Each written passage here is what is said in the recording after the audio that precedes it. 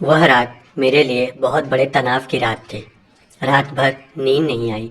मन जाने कितने गहरे डूबता रहा। सुबह शरीर की नस नस में तनाव था। पोर पोर टूट रहा था। मन ना होने पर भी उठी।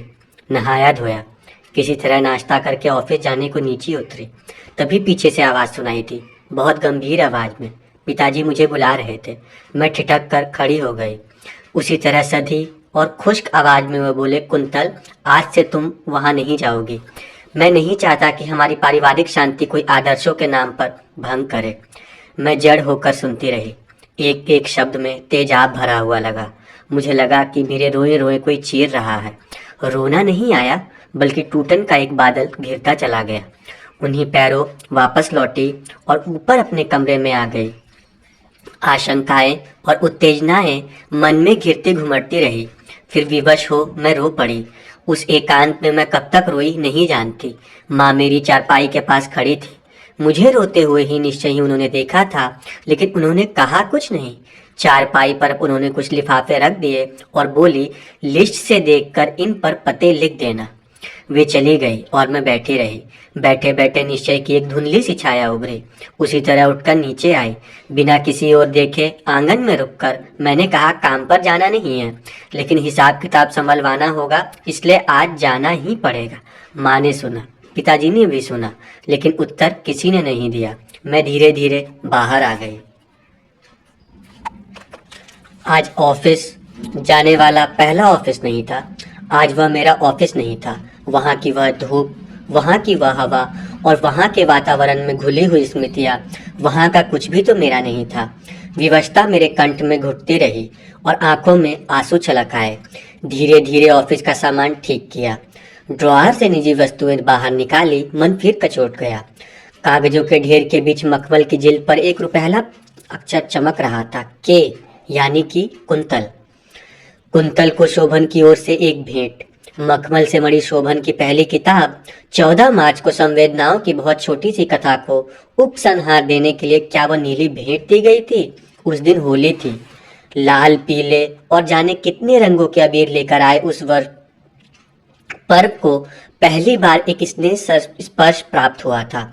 उस दिन परिणय के प्रतीक के रूप में यह नीली भेंट शोभन ने दी थी। डूबता सूरज आसमान से धरती तक केसरिया रंग बिखेर रहा था। हंसी और रंग में डूबे हुए थे शोभन। खुद में साहस नहीं कर पाई थी, इसलिए रंग देकर बेबी को भेजा था कि वह शोभन को रंग दे। रंग से चौंक कर शिकायत और कृतज्ञता मिली। भावना से मेरी ओर देखा था। थोड़ी देर बाद जाने कब चुपचाप वे आए। हथेलियों में लगा रंग था। विवश में प्रतिरोध नहीं कर पाई। दोनों हथेलियों का वह रंग मेरे गालों को और अधिक लाल कर गया। उस दिन का वह रंग कई रोज तक रहा और उसके बाद उतरकर भी उतर नहीं पाया। किसी चीज को रंगना कितना आसान होता है, लेकिन रंग चढ़ जाए तो क्या आसानी से उतरता है? लज्जा के उस आरक्त रंग के साथ क्या वह मखमली संवेदनाएं समेट कर रखी जा सकती है? रखकर होगा भी क्या? लेकिन स्नेह का प्रसाद क्या किसी कृतघ्न ने नहीं फेंका होगा? क्या मुझे कृतघ्न बना जा सकेगा? उस भेंट को यत्न के साथ मैं कागज में लपेट लाई। मेज के ड्रॉअर सावधानी से बंद की और धीरे धीरे अंदर आ गई। श्रीमती आनंद पलंग पर लेटी थी। ऐसा लगा कि एक ही दिन में वो बीमार हो गई हो। उनके मन को और सम्मान को चोट पहुंची, इसमें संदेह नहीं। मैं धीरे से उनके पास बैठ गई। उन्होंने मेरी ओर देखा, मैंने भी उनकी ओर देखा। मैं भी कुछ न बोल सकी, वे भी मौन रही। तभी मैंने देखा आनंद साहब शोभन के साथ अंदर आए। शोभन आशंकित तो नहीं लगे, लेकिन थोड़ा सा चकित अवश्य थे। इस तरह बुलाए जाने के कारण क्या हो सकता है? हमेशा की तरह हाथ जोड़कर उन्होंने नमस्कार किया, लेकिन आज मुझे लगा कि उनके नमस्कार के लिए उठते मेरे हाथ जैसे बेचैन हो गए हैं। किसी तरह उठकर मैंने 2 कुर्सियां उनकी ओर खींच दी। बैठने के बाद शोभन ने महसूस किया कि वहाँ कुछ असाधारण है। कम से कम वातावरण सहज तो नहीं है। उनके चेहरे पर एक विवश प्रश्न चिन्ह उभर आया। बहुत सावधानी के साथ आनंद साहब ने बात शुरू की। एक एक वाक्य सहेज कर बोलते हुए उन्होंने पिछले दिन जो कुछ बीता था उसका वर्णन किया।